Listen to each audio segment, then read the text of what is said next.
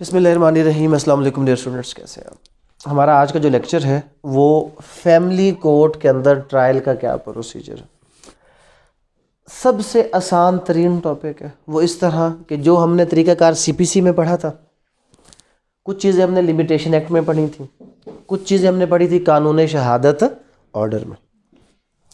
Limitation में क्या पढ़ा था कि जी रिटन स्टेटमेंट का इतना टाइम होता है, फ़लाँ चीज़ का इतना टाइम होगा, या कोई भी जो मुकदमा होगा वो इतने टाइम में किया जाएगा। कानून शहादत ऑर्डर में हमने ये पढ़ा कि कोई भी जो एविडेंस है उसके लिए पहले एग्जामिनेशन इन चीफ होगा, फिर क्रॉस होगा और फिर क्या होगा, फिर री एग्जामिनेशन होगा। सीपीसी में हमने पढ़ा कि फाइलिंग ऑफ सूट किस तरह होगा, कौन कौन सी चीज़ें उसके साथ लगाई जाएंगी। पिछले दिनों मैंने एक लेक्चर दिया था, मेरे ख्याल में पब्लिक होगा, आप लोग वो गौर से सुन लीजिएगा, बड़ा आपके काम आएगा। वो था कि फाइलिंग ऑफ सूट, कि हम जो कोई भी मुकदमा फ़ाइल करते हैं उसके लिए बल्कि आप ऐसा कीजिएगा, आज क्लास में जाने से पहले यहाँ पर एक फ़ाइल पड़ी होगी, कुछ मुकदमे बच्चों ने मुझे बना कर भेजे जो कोर्स कर रहे हैं, तो आप ये फ़ाइल्स देखिएगा। इन फाइल्स के अंदर क्या होगा, इन फाइल्स के अंदर वो पूरे के पूरे मुकदमे पड़े हुए हैं, मैं आपको क्लास के बाद देता हूँ। तो वही सेम चीज़ जिसने ज़िंदगी में एक बार फ़ाइल तैयार की है वो इस किस्म का कोई भी जो क्वेश्चन है वो बड़े आराम से अटेम्प्ट कर सकते हैं। फ़ाइल तैयार करने का मतलब क्या है कि हम तो कहते हैं कोई भी जो दावा फ़ाइल करते हैं उसके लिए क्या है, उसके लिए आपका जो होता है सबसे पहले क्या चीज़ होती है, प्लेंट होता है। तो खाली प्लेंट तो नहीं होता ना, प्लेंट के साथ वर्सा की लिस्ट क्या लगेगी या नहीं लगेगी, लिस्ट ऑफ विटनेसेस लगेगी या नहीं लगेगी। अब यहाँ पर लिस्ट ऑफ विटनेसेस भी लगेगी और साथ विटनेसेस के बयान भी लगेंगे। अब बेसिकली क्योंकि हमने कहा कि सीपीसी क्यूएसओ इस पर एप्लीकेबल नहीं है, जब इस पर एप्लीकेबल नहीं है तो फिर कौन सा तरीक़ाकार है, ये ख़ुद तरीक़ाकार बता रहा है कि जो मुकदमा फैमिली कोर्ट एक्ट के तहत फ़ाइल किया जाएगा किसी फैमिली अदालत में, वो किस तरह फ़ाइल किया जाएगा, उसमें कौन कौन सा डॉक्यूमेंट लगाया जाएगा, अदालत किस तरह प्रोसीड करेगी। यहाँ पर सीपीसी ऑर्डर 9 नहीं है, यहाँ पर इसका अपना सेक्शन है एक्स पार्टी प्रोसीडिंग का, एक्स पार्टी ऑर्डर का और एक्स पार्टी को सेट असाइड करने का। लेकिन इसका ये मतलब हरगिज़ नहीं है कि सिविल प्रोसीजर को फैमिली कोर्ट अडॉप्ट नहीं कर सकते। फैमिली कोर्ट अगर चाहें तो किसी भी प्रोसीजर में सीपीसी को अडॉप्ट कर सकते हैं, उसके मुताबिक कोई भी फैसला कर सकते हैं। और जजमेंट अभी मैं आपके साथ शेयर करूंगा जिसमें यह कहा गया कि बेसिकली जो फैमिली कोर्ट्स हैं इनके पास सिविल कोर्ट्स की पावर है, और अगर फैमिली कोर्ट के पास सिविल कोर्ट की पावर है तो मतलब इनहेरेंट पावर में ये कोई भी ऐसा काम जो इस लॉ में नहीं लिखा वो एक्ट परफॉर्म कर सकते हैं। पहला सेक्शन हमारा क्या है, सेक्शन 7 है आज, institution of suit. Institution of suits का मतलब क्या है कि हमारे जो फैमिली कोर्ट्स हैं उनमें मुकदमा जो दायर किया जाएगा वो किस तरह दायर किया जाएगा। तो सबसे पहले कि every suit before a family court shall be instituted by presentation of a plaint. पहले नंबर पर वही सेम जो सिविल सूट वाला मामला है, यहाँ पर भी क्या होगा, प्लेंट होगा। जब भी आप कोई फैमिली सूट फाइल करेंगे तो उसके लिए प्लेंट होगा, और मैनर कौन सा होगा, in such court as may prescribed. और कौन सा मैनर प्रिस्क्राइब कर दिया जी, सीपीसी वाला मैनर। जिस तरह सीपीसी में हम प्लेंट लिखते हैं, name of the court, suit number, name of plaintiff, defendant, title, facts, cause of action, jurisdiction, suit valuation, prayer और आखिर पे वेरिफिकेशन। सेम तरीक़ेकार यहाँ पर प्लेंट के लिए अडॉप्ट किया जाएगा जो कि हमारे सीपीसी में मौजूद है। तो कोई भी फैमिली दावा कहाँ से स्टार्ट होगा, फाइलिंग ऑफ प्लेंट से। The plaint shall contain all material facts. Plaint में क्या होगा जनाब, सारे के सारे आपके फैक्ट्स होंगे। फैक्ट्स के अलावा और इस प्लेंट में क्या होगा, to the dispute and shall contain a schedule giving the number of witnesses. Plaint के साथ हमने क्या करना है, number of witness. Number of witness के लिए हम क्या करते हैं, अदालत में आजकल जो आसान काम है वो ये है कि हमारे पास एक फॉर्म होता है, उस फॉर्म के अंदर क्या होता है, फहरिस्त होती है उसको कहा जाता है शेड्यूल गवाहान। तो हम क्या करते हैं, जब भी कोई इस तरह का दावा शावा फाइल करते हैं तो उसके साथ जो शेड्यूल गवाहान वाला फॉर्म है वो हम लगा देते हैं, और उस फॉर्म के ऊपर ये तमाम जो चीज़ें हैं, जो लिस्ट है गवाहान की, ये क्या है, शेड्यूल गवाहान ज़ेर दफ़ा 7 sub section 2 family court act 1964। अभी कौन सा सेक्शन पढ़ रहे हैं हम जनाब? सेक्शन 7। सेक्शन 7 की कौन सी क्लास पढ़ रहे हैं? क्लास 2। तो ये फॉर्म है जो फैमिली दावे के साथ लगाया जाएगा। जब भी हम फैमिली दावा फाइल करेंगे तो प्लेंट के साथ क्या है, नंबर ऑफ विटनेसेस के लिए हम क्या करेंगे, इसको क्या कहते हैं, शेड्यूल गवाहान। गवाहान की हम लिस्ट देते हैं कि जनाब ये लोग जो हैं वो हमारे गवाह हैं। और फर्दर क्या करते हैं जनाब, फर्दर ये है कि हम इसमें गवाहान की लिस्ट के साथ साथ to be produced in support of the plaint and the names and addresses of the witnesses and brief summary. देखें, ना सिर्फ उनके नंबर देने हैं, कितने गवाह होंगे, नाम देना है, एड्रेस देना है, और उनका बयान भी मुख्तसर वो उसमें देना है। जब भी हम कोई सिविल जो करते हैं उसमें हम ऐसा नहीं करते, बट जब फैमिली सूट फाइल करते हैं तो फैमिली सूट में फाइलिंग के वक्त अगर आप देखें तो गवाहान के जो बयानात होते हैं वो दावे के साथ लगा दिए जाते हैं। क्यों लगा दिए जाते हैं? क्योंकि इसका प्रोसीजर सीपीसी के प्रोसीजर से अलग है, और इसके प्रोसीजर में बताया गया है कि आप प्लेंट और प्लेंट के साथ क्या करेंगे, गवाहान के हवाले से जो उसका नाम वगैरह वो सारा दर्ज करेंगे। और उसके बाद provided that plaint for resolution of marriage may contain all claims relating to dowry, maintenance, dower, personal property and belonging of wife, custody of children and visitation right of parents to meet their children. अब basically क्या कहा कि जो आपके family suits हैं, आप composite family suit भी file कर सकते हैं कि अगर कोई औरत डेजोल्यूशन ऑफ मैरिज का दावा कर रही है, तनसीख निकाह का दावा कर रही है, तो तनसीख निकाह के दावे में वो अपना डावर भी क्लेम कर सकती है, वो अपने डावरी आर्टिकल्स भी क्लेम कर सकती है, वो अपनी पर्सनल बिलोंगिंग्स या प्रॉपर्टी वो भी क्लेम कर सकती है, वो कस्टडी ऑफ माइनर भी क्लेम कर सकती है, वो विजिटेशन राइट वो भी क्लेम कर सकती है। तो मीन्स जो आपका सूट फाइल किया जाएगा फॉर रेजोल्यूशन ऑफ मैरिज, उसमें उसके हवाले से तमाम क्लेम्स एक ही दावे में किए जा सकते हैं। किसी फ़ीमेल को हर मामले पे अलग अलग जो है वो क्लेम के लिए दावा करने की ज़रूरत नहीं है। एक ही दावे में जितने क्लेम हैं वो सारे के सारे ओरिजिनेट किए जा सकते हैं। प्रोवाइडेड दैट प्लेंट हो गया जनाब। Provided further that the parties may with the permission of the court call any witness at any stage if the court considers such evidence expedient in the interest of justice। अब ये point आपने थोड़ा सा समझ लेना। Additional witness की बात की जा रही है। अगर कोई कहीं से, अब प्रोपोजिशन क्या बनेगी, प्रोपोजिशन ऐसी बनाई जाएगी कि जी एक फैमिली सूट चल रहा था और हमें पता है कि जो सेक्शन 2 सब सेक्शन 2 वो हमारे लिए कंपलसरी करता है कि जब भी कोई फैमिली दावा फाइल किया जाएगा तो आपने दावे के वक्त ही लिस्ट ऑफ विटनेसेस दे देनी है। तो क्वेश्चन वो ये आपको देगा कि एक party further wants to call XYZ as a witness, तो क्या वो कॉल कर सकती है या नहीं कर सकती? Whose name is not entered in the list of witnesses, तो जवाब है यस। जो पार्टीज़ हैं वो एडिशनल एविडेंस, एडिशनल विटनेस अगर कॉल करना चाहें तो सेक्शन 7 उसकी जो क्लास है वो यही बता रही है कि जनाब वो प्रोविज़न जो है वो कैरी करके बिल्कुल बुलाया जा सकता है। Where a plaintiff sues or relies upon documents in his possession or power. तो जो अब इसमें क्या है, इसमें भी हम क्या करते हैं, हम आसान काम कर देते हैं। वैसे तो फैमिली दावों के अंदर CPC एप्लीकेबल नहीं है, लेकिन ज़्यादातर जगह पर अभी भी हम क्या करते हैं कि CPC के जो फॉर्म्स होते हैं वो इसके साथ हम अटैच कर देते हैं। और उसमें क्या फॉर्म अटैच कर देते हैं कि इसमें एक आप अगर जाएँ तो वहाँ पे दावा दीवानी सेट आपको मिलेगा। दावा दीवानी सेट के अंदर कुछ पर्टिकुलर फॉर्म्स होते हैं कि एक तो ये फॉर्म और एक ये फॉर्म, तो हम फैमिली दावों के साथ भी ये लगा देते हैं। हमें इसने बताया, क्या बताया कि जनाब जब भी आप कोई दावा फाइल करेंगे तो डॉक्यूमेंट्स रिलाइड अपॉन, और फैमिली दावों में डॉक्यूमेंट्स रिलाइड अपॉन होते ही कौन से हैं?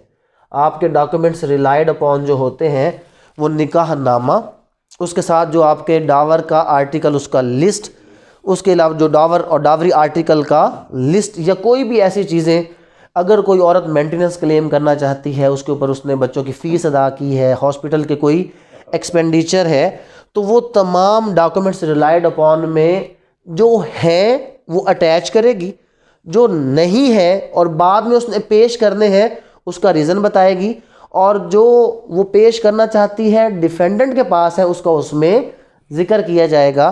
तो तमाम डॉक्यूमेंट्स जो वो अपने क्लेम में देना चाहती है वो मुकम्मल डॉक्यूमेंट्स उसमें उसका जिक्र करेगी। The plaint shall be accompanied by as many duplicate copies there, और इस दावे की कितनी कॉपीज़ होंगी? इस दावे की उतनी ही कॉपीज़ होंगी जितने डिफेंडेंट। और आम तौर पर डिसोल्यूशन ऑफ मैरिज में तो कितने डिफेंडेंट होंगे? एक ही डिफेंडेंट होगा, ज़्यादा तो डिफेंडेंट। लेकिन अब वापस चले जाएं और जाकर इसका सेक्शन 1(2) पढ़ें।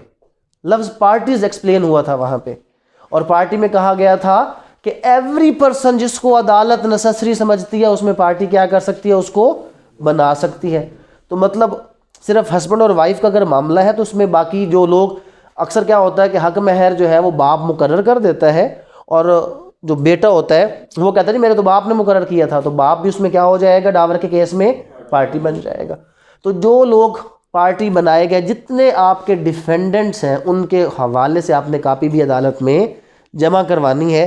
तो ऑलमोस्ट अगर आप देखें तो जो एक सिविल सूट और इसके प्रोसीजर में मेन फ़र्क सिर्फ ये है कि यहाँ पर हम क्या ऐड करते हैं? मुख्तसर बयान, जो फैमिली सूट के अलावा हम सिविल सूट्स में दाखिल नहीं करते। तो ये इंस्टीट्यूशन ऑफ सूट वही सिविल प्रोसीजर का तरीक़ाकार। सिर्फ हमने ये चीज़ पढ़ी है कि जो भी आपका फैमिली मुकदमा स्टार्ट होगा सबसे पहले दावा होगा, दावे के साथ शेड्यूल गवाहान होंगे, रिलाइड अपॉन डॉक्यूमेंट्स की लिस्ट होगी। फर्दर अगर हम तमाम अपने रिलीफ्स को एक सिंगल दावे में कंबाइन करना चाहें तो कंबाइन कर सकते हैं। इसके हवाले से आगे क्या होगा? Intimation of defendant. अब प्लेंटिफ ने तो अपना काम कर दिया, अब क्या है? अब डिफेंडेंट को हमने बुलाना कि भाई साहब आपके खिलाफ मुकदमा हो गया, आप अदालत में तशरीफ़ ले आए। तो अब यहाँ पे पढ़ते हैं कि इंस्टीट्यूशन ऑफ सूट हो गया साथ में, उसके बाद डिफेंडेंट को फैमिली कोर्ट में बुलाने का तरीक़ाकार क्या है? Intimation of defendants. डिफेंडेंट को इंटीमेट करने का तरीकाकार, when a plaint is presented to family court it shall fix a date of not more than 30 days for the appearance of the defendant, shall issue summon to the defendant to appear on the date specified. 30 दिन का time है जी, maximum 30 days का, और समन जारी हो जाएगा defendant को कि भाई साहब आप अदालत में तशरीफ़ ले आए। Shall within 3 days of the presentation of the plaint and to each defendant by registered port acknowledgement due or by courier service or by both a notice of the suit together with a copy of the plaint, a copy of the schedule referred to in subsection 2 of section 7 and copies of the document referred to in subsection 3 of the said section and to the chairman। तो जब ये दावा institute होगा तो 3 दिन के अंदर अंदर, अब कन्फ्यूजन है कि ये क्या लिखा मैंने 30 और ये क्या लिखा 3, ये 3 दिन अदालत के लिए है कि अदालत 3 दिन के अंदर अंदर क्या करेगी? हर डिफेंडेंट और उसके बाद जो चेयरमैन, जिसका हमने पहले पढ़ा कि वही चेयरमैन जो गार्डियन एंड वार्ड एक्ट वाले या जो मुसालती कौंसिल वाले, जो यूनियन कौंसिल के चेयरमैन होते हैं, इनको एक नोटिस जिसके साथ प्लेंट, शेड्यूल गवाहान और तमाम जो डॉक्यूमेंट्स रिलाइड अपॉन है, डॉक्यूमेंट मुनहसरा, दस्तावेज़ात मुनहसरा, उन तमाम की कॉपी जो है वो क्या की जाएगी? वो डिफेंडेंट्स और चेयरमैन को भेज दी जाएगी और उन्हें कहा जाएगा कि भाई साहब 30 दिन में आप इसका जवाब दाखिल करें। 3 दिन के अंदर इसको जारी किया जाएगा, 30 दिन में उसको जवाब मांगा जाएगा। Every summon issued under clause B of subsection 1 shall be accompanied by a copy of the plaint। हर समन के साथ प्लेंट की कॉपी जाएगी और on receipt of the notice under clause C of subsection 1 the chairman shall display the notice on the notice board of the union council. जब ये chairman को नोटिस जाएगा तो चेयरमैन क्या करेगा, अपनी यूनियन काउंसिल का जो डिस्प्ले बोर्ड है उस पर डिस्प्ले करेगा कि जी फ़लाँ शख्स उसके हवाले से ये मुकदमा दायर हो चुका है और वो आकर अपना इस मुकदमे में जवाब दे। और every notice and it's accompanies under class C of subsection 1 shall be served at the expense of the plaintiff. The postal charges for the such service shall be deposited by the plaintiff at the time of filing of the claim. ये सारा जो खर्चा है, ये मुकम्मल issues का जो process है, ये कास्ट कौन पे करेगा, प्लेंटिफ। और अगर प्लेंटिफ कास्ट पे नहीं करेगा तो डेफिनेटली उसका नुकसान भी किसको होगा, प्लेंटिफ को होगा। इसके दो तरीक़ेकार होते हैं। अगर हम प्रैक्टिस की बात कर ले, या तो रीडर साहब को कुछ खर्चा दे दिया जाता है वो कर देते हैं, या फिर हम वहाँ से कॉपी लेकर खुद अपने तौर पे क्या करते हैं, उसको TCS और रजिस्टर्ड एडी जो है वो कर देते हैं। Summons issued under clause B of subsection 1 shall be served in the manner provided in the code of civil procedure. बाकी उसने काम आसान किया कि जो ये समन जारी होंगे ये सारे के सारे, ये वो जो CPC का तरीका है। अब CPC का तरीका क्या है, वो भी अमेंड हो गया। अमेंड क्या हो गया, CPC कहती है कि जो समन है अभी साइमल्टेनियसली जारी होंगे। साइमल्टेनियसली का मतलब क्या है, CPC कहती है कि एक साथ अखबार इश्तिहार, एक साथ रजिस्टर एडी, एक साथ चिस्पांदगी, सब कुछ इकट्ठा, ताकि ये ना हो कि जी एक पेशी पे जो समन जा रहा है TCS जा रहा है, दूसरी पेशी पे तमीली जा रहा है, तीसरी पे जनाब वो फिक्सेशन हो रही है, चौथी पे अखबार इश्तिहार हो रहा है। ये 2-3 महीने ज़ाया आपने नहीं करने, बल्कि क्या करना है, बल्कि ये करना है कि एक साथ सारे का सारा काम आपने कर देना है। तो ये तरीकाकार किस में लिखा हुआ है, CPC। तो जो CPC का प्रोसीजर है वो कहता है यहाँ पर भी क्या होगा, सेम प्रोसीजरों का कोई अलग प्रोसीजर नहीं होगा। समन जारी हो गया जनाब। समन जारी होने के बाद अगर डिफेंडेंट ना आए तो फिर क्या होगा। अगर डिफेंडेंट ना आए तो क्या कोई एक्स पार्टी का यहाँ पे कंसेप्ट मौजूद है या मौजूद नहीं है। एक केस ला लिख लें एक्स पार्टी डिक्री के हवाले से। Petitioner filed application for setting aside the judgment and decree of खुला after delay of more than 30 days. Conduct of petitioner towards suit of respondents showed that he deliberately avoided to appear in spite of service of notice through different modes including publication. Petitioner again delayed the application for setting aside ex parte judgment and decree within stipulated period of the 30 days. Family Court Act 1964 prohibits filing of appeal in case of dissolution of marriage on the grounds except the one in class ए। एक छोटी सी चीज़ इसमें जहन में रख ली, judgement है 2019 YLR 2362।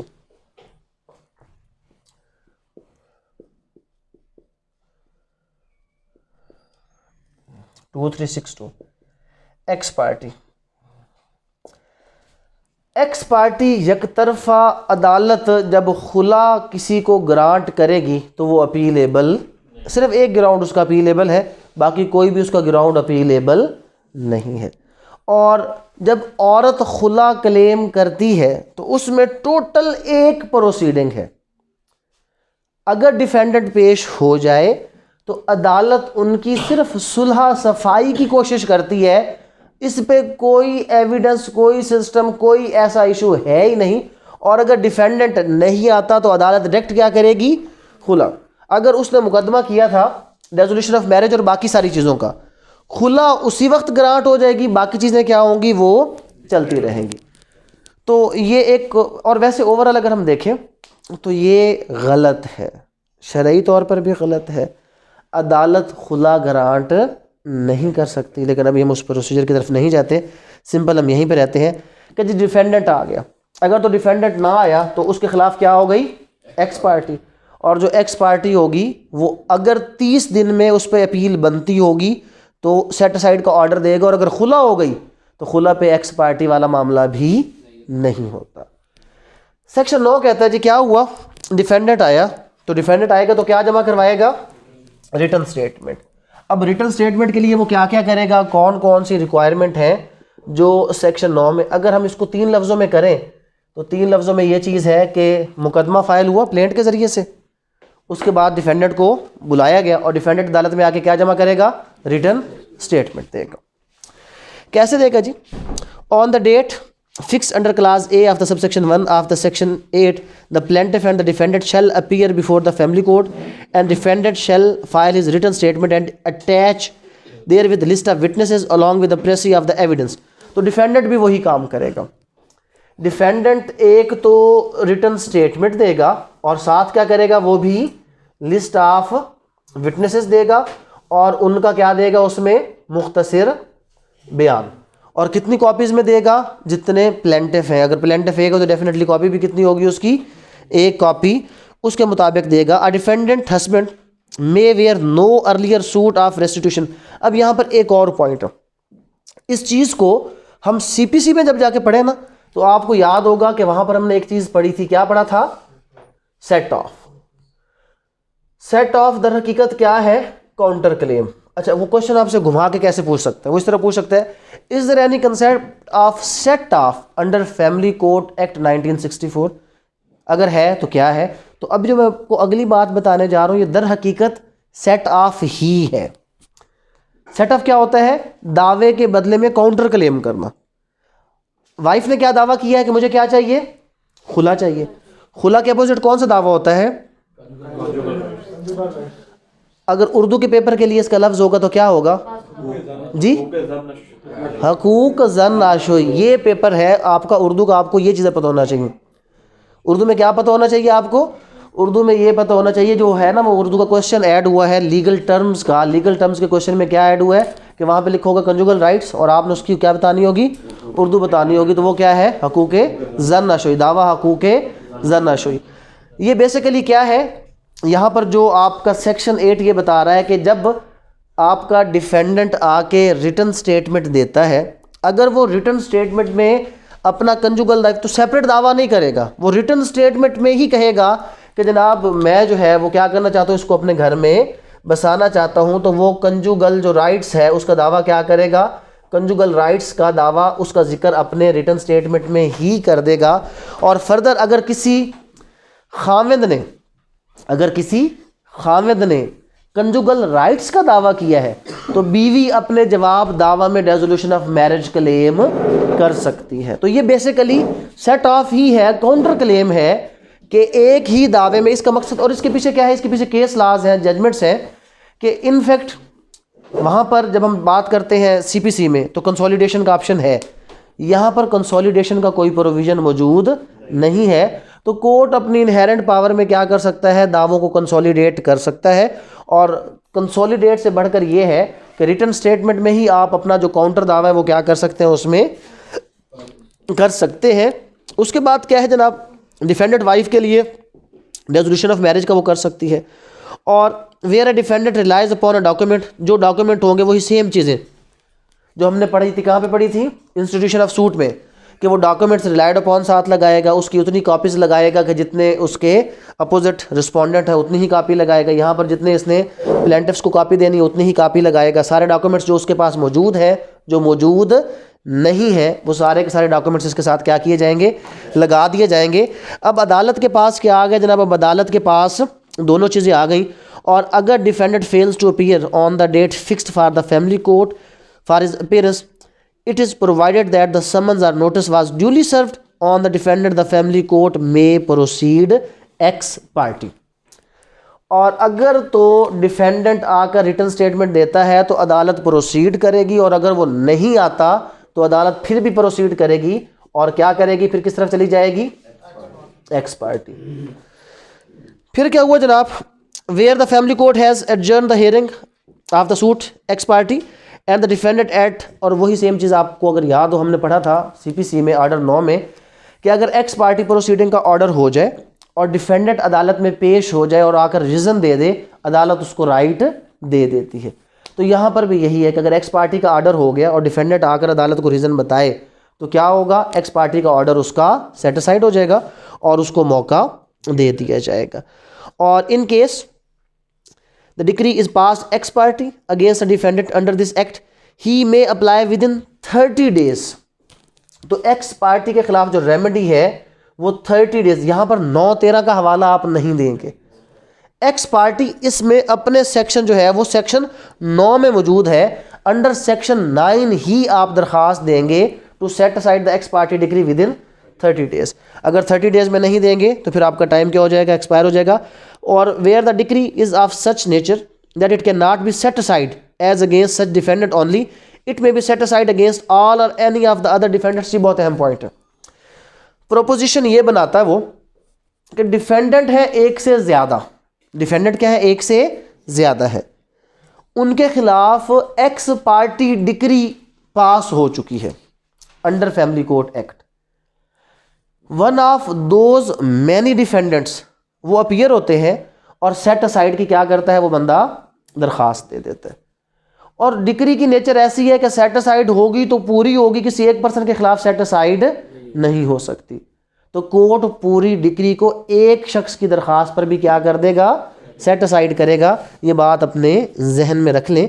इसमें Punjab amendment है कि on the date fixed under section 8 the defendant shall appear before the family court and file the written statement, a list of witnesses and list of evidence, and in case the written statement is not filed on that date, the family court may, for the sufficient reason which prevented the defendant from submitting the written statement, allow the defendant to submit the written statement and other documents on the next date which shall not exceed 15 days from that date।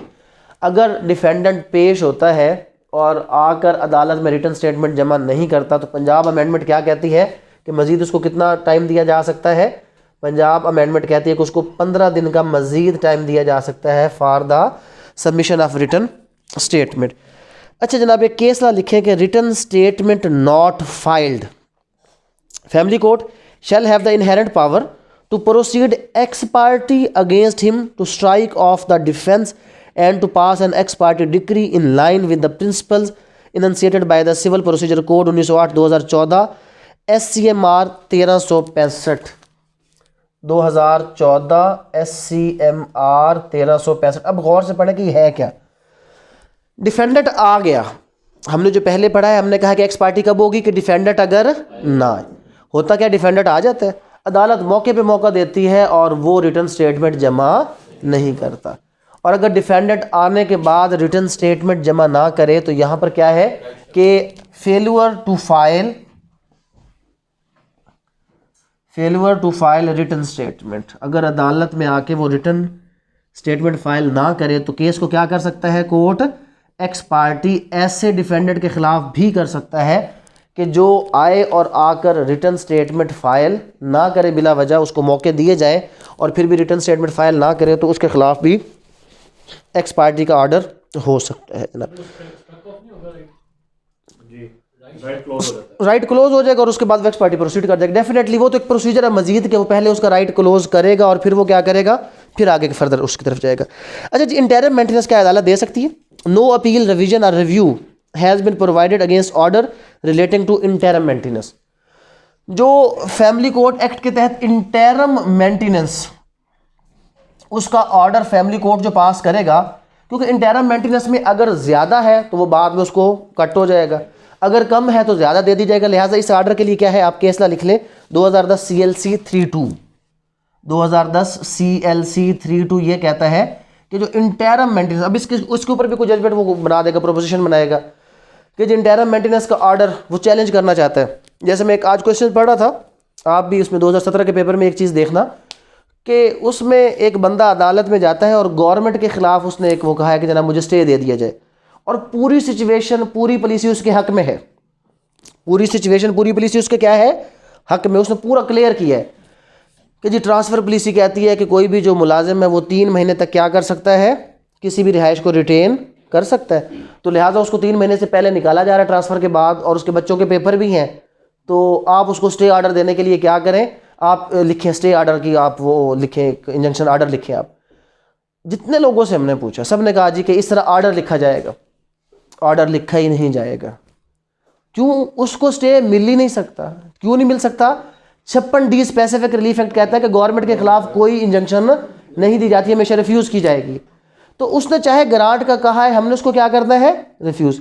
तो अब वो आपको confuse करने के लिए कहेगा कि जनाब इंटरिम मेंटेनेंस है, उसके हवाले से आप कोई बंदा उसको चैलेंज कर रहा है, आप उसके ऊपर ऑर्डर लिखें।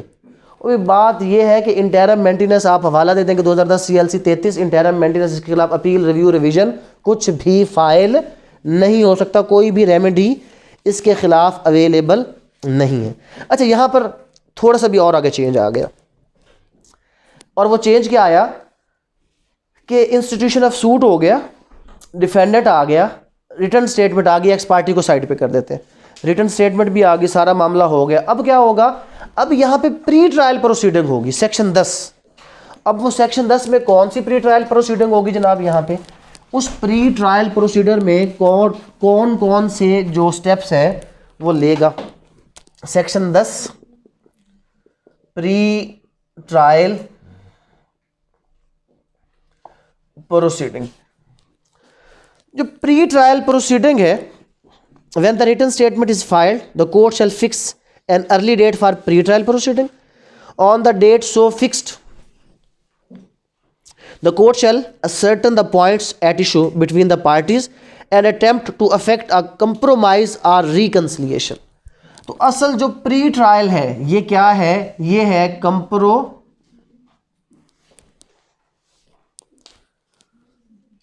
अच्छा जी, प्री ट्रायल प्रोसीडिंग में क्या है, कंप्रोमाइज़ की बात है कि अदालत कोशिश करेगी कि अगर कंप्रोमाइज़ और रिकन्सिलिएशन पार्टीज़ के दरमियान जो है वो कोई सुलह सफाई अगर हो सकती है तो वो हो जाए।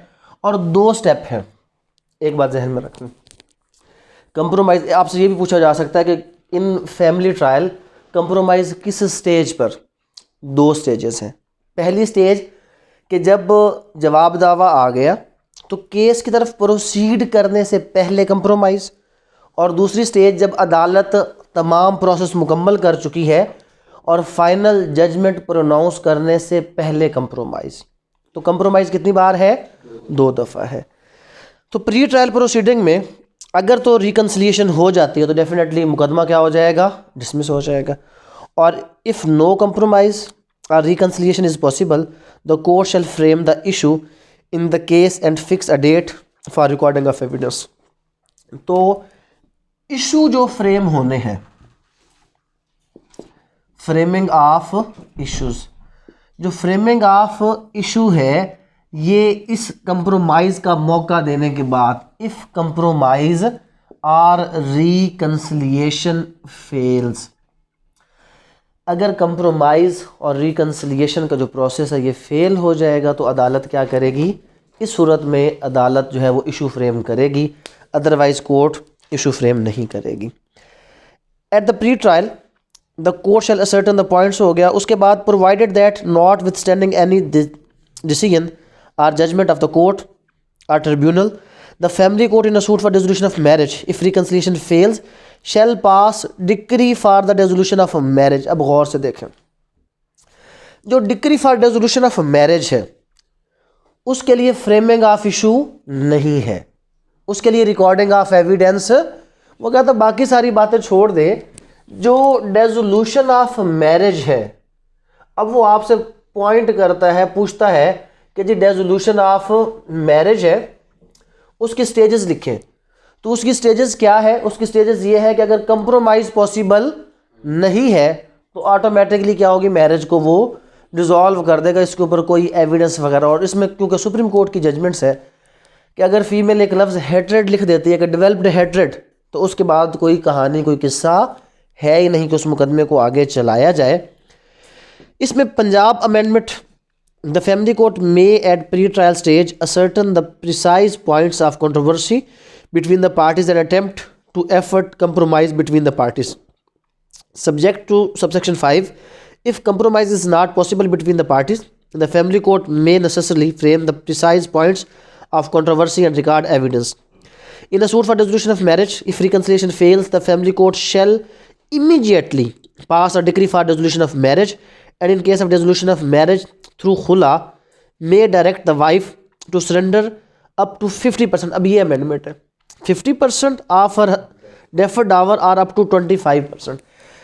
जो फैमिली कोर्ट एक्ट 1964 है वो कहता है कि जनाब ये जो डिसोल्यूशन ऑफ मैरिज है ना, अगर ये किस बेस पर हुआ है, ऑन द बेसिस ऑफ खुला, तो खुला की सूरत में जो फैमिली कोर्ट एक्ट 1964 है वो कहती है कि जो वाइफ है वो अपना पूरा जो डावर है, लेकिन डावर कौन सा, डेफर्ड, जो दे चुके सो दे चुके, जो डेफर्ड डावर है वो अपने हस्बैंड को क्या करेगी, वापस करेगी। और पंजाब की अमेंडमेंट है कि पूरा नहीं, या 50% या 25% जो डावर है वो क्या करने की हकदार है, वो वापस करने की हकदार है। और सेम अगर आउटस्टैंडिंग खामिद की तरफ रहता है तो वो खामिद उसको क्या करेगा, पे करेगा, और मैरिज क्या हो जाएगी, डिसॉल्व हो जाएगी। Framing of issue, family court has power to amend, modify and even reframe issues at any stage of proceeding. PLD 2007 Karachi 344, PLD 2007 Karachi 344। Basically यहाँ पे फ्रेमिंग ऑफ इशू का तो जिक्र था, लेकिन अमेंड करने का, स्ट्राइक करने का ऑर्डर 14 CPC में जो पावर है सिविल कोर्ट्स का, वो यहाँ पर उसका जिक्र मौजूद नहीं था। तो इस जजमेंट में कहा गया कि फैमिली कोर्ट के पास पावर है कि वो किसी भी स्टेज पर before pronouncement of the judgment अगर इश्यूज़ को अमेंड करना चाहे, स्ट्राइक आउट करना चाहे, कोई भी काम करना चाहे तो इश्यूज़ के साथ वो काम जो है वो कर सकते हैं। और उसके बाद रिकॉर्डिंग ऑफ एविडेंस होगा जनाब। अब रिकॉर्डिंग ऑफ एविडेंस में वो सारा प्रोसीजर जो हमने कहाँ पे पढ़ा था, कानून शहादत ऑर्डर में, कि पहले एग्जामिनेशन इन चीफ होगा, फिर क्रॉस होगा, और फिर क्या होगा, री एग्जामिनेशन होगा। वही सेम चीज़ें। On the date fix for the recording of the evidence the family court shall examine the witness produced by the party in such order and it deems fit. The court shall not issue any summon for the appearance of any witness unless within 3 days of the framing of the issue any party intimates the court that it desires a witness to be summoned through the court and the court is satisfied that it is not possible or practicable for such party to produce the witness. तो framing of issue के बाद अदालत 3 दिन का time देगी, बताओ जी किस किस गवाह को आपने बुलाना है। जिस जिस गवाह को वो बुलाना चाहते हैं अदालत उसको क्या करेगी, समन जारी करेगी। जब वो गवाह आएगा, the witness shell give their evidence in their own words, और उसके बाद क्या है, पार्टी कौंसल एग्जामिन कर सकता है, क्रॉस एग्जामिन कर सकता है, री एग्जामिन कर सकता है। और उसके बाद वो जो हमने पावर वहाँ पे पढ़ी थी कि जिस स्कैंडोलस क्वेश्चन क्या पूछा जा सकता है या नहीं पूछा जा सकता, और कोर्ट की पावर आर्टिकल 161 में थी एनी क्वेश्चन वाली, वो तमाम चीज़ें यहाँ पर मौजूद है। कि यहाँ पर भी क्या है कि family court may forbid any question which it regards as indecent, scandalous and frivolous. तो वहाँ पर भी हमने पढ़ा कानून शहादत ऑर्डर में कि इनडिसेंट, ये सेक्शन 11 है, रिकॉर्डिंग ऑफ एविडेंस है। दर हकीकत ये रिकॉर्डिंग ऑफ एविडेंस QSO की provision, examination in chief, cross examination and re examination वाली बात है। उसके बाद फर्दर के किसी भी क्रॉस के दौरान कोई स्कैंडोलस इंडिसेंट क्वेश्चन नहीं पूछा जा सकता। अदालत अगर कोई भी क्वेश्चन पूछना चाहे तो वो पूछ सकती है, और कोई भी शख्स अगर ख़ुद पेश नहीं होता और एफिडेविट देना चाहता है तो यहाँ पर ऑप्शन है कि वो एफिडेविट के ज़रिए से भी अपना बयान दे सकता है। Provided that if the court deems fit it may call such witness for the purpose of examination in accordance with the sub section 3 है जनाब। और फर्दर सेक्शन 12 है, conclusion of trial. After the close of the evidence of both sides the family court shell make another effort. अब ये है shell make, दोबारा क्या है, फिर मैंडेटरी है कि जब एविडेंस रिकॉर्ड हो जाएगा तो कंक्लूजन ऑफ जो आपका ट्रायल है, फैमिली कोर्ट का ट्रायल सेक्शन 12 कहता है कि again shell make an effort, किस चीज़ की, रिकंसिलिएशन की एफर्ट दोबारा की जाएगी। और उसके बाद लिमिटेशन एक्ट के बारे में क्या कहा गया कि लिमिटेशन एक्ट तो इस पे एप्लीकेबल है नहीं। एक और जजमेंट आप लिख लें कि 9 opportunities given to the petitioner for agreement it can not be said that the family court failed, ये तो वही सेम हो गया।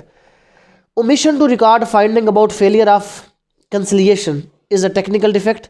High court is not bound to interfere in the judgment of family court on this score. 1985 CLC 806 किस चीज़ के हवाले से है कि जो ये शेल मेक है, अगर फैमिली कोर्ट अपना पॉइंट ऑफ व्यू रिकॉर्ड नहीं करता, उस कंसिलिएशन जो उसने बिफोर जजमेंट देनी थी, करवानी थी, मैंडेटरी था, तो कहता कि इस बात के ऊपर आप उस डिग्री को सेट असाइड नहीं करेंगे कि ये मौका नहीं दिया गया था। तो सिंपल इसमें हमने क्या पढ़ा, देखें सेक्शन 7 है, इंस्टीट्यूशन ऑफ सूट है। सूट जब इंस्टीट्यूट होगा तो क्या क्या होगा, प्लेट, शेड्यूल गवाहान, डॉक्यूमेंट्स रिलाइड अपॉन और मुख्तसर बयान अदालत में जमा करती है। उसके बाद इंटीमेशन टू द डिफेंडेंट हुआ। इंटीमेशन टू द डिफेंडेंट में समन जारी हो गया, चेयरमैन को भी चला गया, डिफेंडेंट्स को भी चला गया, प्लेंट और डॉक्यूमेंट्स की कॉपी भी चली गई, 30 दिन का टाइम उनको दे दिया गया। डिफेंडेंट अगर आया तो रिटन स्टेटमेंट उसने दे दी, अगर नहीं आया तो एक्स पार्टी प्रोसीडिंग, और एक्स पार्टी ऑर्डर के खिलाफ सिर्फ एक को छोड़ के बाकी के खिलाफ रेमेडी भी नहीं है। अच्छा जी, अगर आ गया रिटन स्टेटमेंट हुई, रिटन स्टेटमेंट के बाद इशू फ्रेम करने से पहले सेक्शन 10 प्री ट्रायल प्रोसीडिंग, जिसके अंदर अदालत कोशिश करेगी कि दोनों पार्टीज के दरमियान सुलह सफाई हो जाए और वकील पूरी कोशिश करेंगे कि सुलह सफाई ना हो। सुलह सफाई होगी तो केस मुक जाना, जेडे बाद वाले पैसे ने वो कौन लेगा। और अगर सुलह सफाई हुई तो डेफिनेटली केस ख़त्म, अगर सुलह सफाई नहीं हुई तो अदालत चला जाएगा सेक्शन 11 की तरफ, एविडेंस रिकॉर्ड करेगा। Examination in chief, cross, cross में वही स्कैंडुलस इंडिसेंट क्वेश्चंस, उसको रोक दिया जाएगा। और उसके बाद फर्दर जब अदालत अपने ट्रायल को कंक्लूड करेगी तो जजमेंट से पहले एक बार फिर कंप्रोमाइज़ और रिकन्सिलिएशन का मौका देगी। और अगर कंप्रोमाइज़ और रिकन्सिलिएशन हो जाए तो डेफिनेटली बात ख़त्म, अगर ना हो तो कोर्ट अपनी जजमेंट जो है वो प्रोनाउंस कर देगी। और अगर यहाँ पे कोर्ट ये काम ना करे जो उसको करना चाहिए था, कौन सा काम, कंक्लूजन से पहले रिकन्सिलिएशन का, तो इससे कोई ख़ास इफेक्ट नहीं है। 12A कहता है the family court shall dispose of a case including a suit for dissolution of marriage within a period of 6 months from the date of institution. Total जो टाइम है वो 6 month है। जो लोग प्रैक्टिस करते हैं उनको ये भी पता होगा कि 6 महीने सिर्फ डिफेंडेंट को क्या करने में लग जाते हैं, बुलाने में लग जाते हैं। 6 महीने में तो आपके नोटिस जारी नहीं होते, लेकिन अगर 6 महीने में डिस्पोज ऑफ ना हो तो हाई कोर्ट को दरख्वास्त देकर अदालत क्या कर सकती है, टाइम को इनहेंस करवा सकती है। उसके बाद आ जाए जनाब enforcement of the decree. The family court shall pass a decree in such manner and form as may be prescribed and shall enter its particulars in the prescribed register. If any money is paid or any property is delivered in the presence of the family court in satisfaction of the decree, it shall either enter the fact of the payment or the delivery of property as the case may be in aforesaid register. Where a decree relates to the payment of money and the decretal amount is not paid within the time specified by the court, not exceeding 30 days, the same shall, if court so directs, be recovered as arrears of the land revenue, and on recovery shall be paid to the decree holder. The decree shall be executed by the court passing it or by such other courts as the district judge may by special general order direct. A family court may, if it so deems fit, direct that any money to be paid under decree passed by it paid in such installment as it deems fit. तो वो पूरा जो order 21 और section 47 से onward जो procedure था आपका CPC का, वो एक सेक्शन में क्या हो गया, इकट्ठा हो गया कि जब अदालत, जिस अदालत ने डिक्री पास की है, एग्जीक्यूट भी वही करवाएगी। अगर अदालत में ही कोई अमाउंट दिया गया, कोई चीज़ें दी गई तो उसका वो उसमें जिक्र कर देगी, रिकॉर्ड मेंटेन कर देगी। और अगर नहीं है तो फिर recovery of arrears of land revenue, वो किस तरह होता है, उसका एक पूरा प्रोसीजर है कि पहले उसको एक समन जाएगा, फिर उसके बाद उसकी जो प्रॉपर्टी है उसको पहले अटैच करना है, फिर उसको क्या करना है, सेल करना है, या उसके हवाले से मूवेबल प्रॉपर्टी को सेल करना है। एक पूरा तरीकाकार वो हम लैंड रेवेन्यू एक्ट में पढ़ेंगे। तो उस तरीक़ाकार के मुताबिक इस डिग्री को एग्जीक्यूट करवाया जाएगा। यहाँ तक कोई क्वेश्चन है तो आप लोग पूछें, नहीं तो हम आगे चलते हैं।